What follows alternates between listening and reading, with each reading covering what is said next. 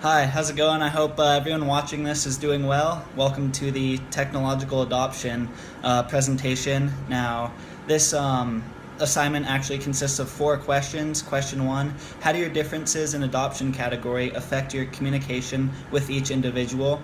Question 2, how does each individual, including yourself, operate and respond to our tech-centric world? Question 3, why did you place each individual, including yourself, in each respective category? And finally, if you could, what would you change your category to?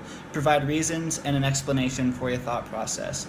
So, moving right along, this assignment actually deals with a chart. It's known as Everett Rogers adoption chart. So I know it's backwards. You'll just have to bear with me. I'm sure you've seen it. This is the first category of adopter. They're called innovators. They are the first to adopt products. Secondly, the early adopters. Third, we have the early majority, which they fall right in the middle of the pack.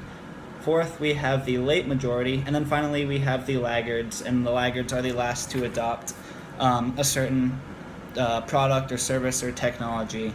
So a little bit more about Everett Rogers and his chart. It's just a well-known description of how people adopt technological innovations and at the various speeds that they do so. This project, adoption, it came up, it made me think of a marketing term known as diffusion, which essentially states, or not states, but it covers at what speeds various people adopt certain products. You know, everyone, at one point, technology hits everyone and people react to it in different ways, and that's kind of the centric of this assignment. So for this assignment, I'm going to be using the example of Snapchat, which is a mobile messaging application. It started in October back in 2012. You can send pictures, videos, drawings, text, but the catch about this application is that after 10 seconds, the video or the picture or the text, it permanently disappears forever. And so that's kind of what makes this application so exciting, and that's why I chose to use it. So the first type of adopter is an innovator, and my friend Zach falls into this category. According to Forbes.com, innovators are authentic leaders committed to creating dynamic, highly productive, and value-based organizations that hire people who are passionate about their work. This gives them opportunities to grow and make them feel valued and respected.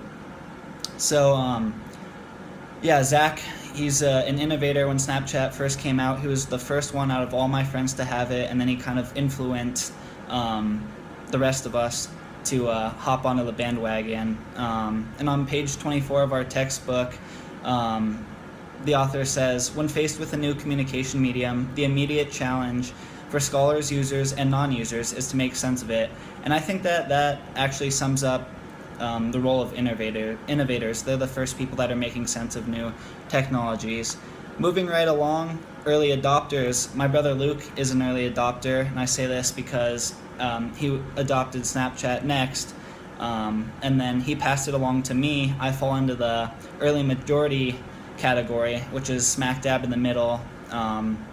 And in turn, I passed Snapchat on to my mother, who falls into the late majority category, fourth in line. And then finally, she passed it on to my father, who is a laggard. He's the last person to adopt a type of technology. And Everett Rogers says that laggards do this for different reasons, and they're slow to embrace new technologies. Everyone is different. For my father, I believe, at the time Snapchat came out, he was very busy with work, and that's why it kind of took him about 5 years to get onto the bandwagon. But because I fall into the early majority category, just right in the middle of the pack, I sort of serve as a catalyst between the other 4 types of adopters. With this being said, I primarily communicate mostly with early adopters in the late majority, just because I fall in between them two. So the chain kind of goes: innovators pass their influence on to early adopters, and then the early adopters pass it on to me, the early majority.